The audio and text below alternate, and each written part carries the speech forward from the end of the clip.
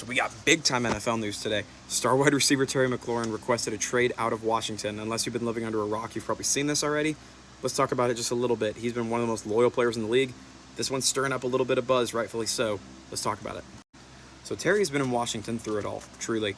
He's been there through multiple coaches, multiple quarterbacks, multiple team name changes. I mean, he's been in Washington through it all over the last 5-6 years. He's 30 years old right now, so he's a little bit on the older side for a receiver. He did sign a 3-year extension back in 2022. Of course, that is up this year, and he's wanting more money. Washington's not wanting to give it. Let's take a look at some similar contracts for guys in his draft class and around his era as of late.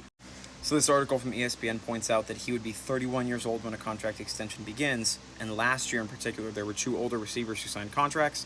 Tyreek Hill at age 30 signed a 3-year deal for $30 million per year, $52.5 guaranteed. But Tyreek was coming off 2 near record-setting seasons in Miami, so that was a little bit different. And then at 31, Mike Evans signed a 2-year deal for $41 million, $35 guaranteed in Tampa, but he's been there for a long time. That's another loyal case. That's one I look at a little bit closer than Tyreek's. That represents Terry a little bit better, I think. And then just earlier this week, Denver and the Broncos signed Courtland Sutton, who turns 30 in October, so he's only a month apart from Terry, signed a 4-year, $92 million contract, $40 million guaranteed. That's around what Terry would be wanting if I had to guess. T. Higgins also signed a deal this offseason, Garrett Wilson, DK Metcalf, a couple of other names. So Terry's wanting big money. Washington's not wanting to pay it. Now, Washington is basically sitting at a crossroads here. They've got one of 2 choices. They can pay him the money he wants, which, of course, we don't know the exact details of what he's wanting.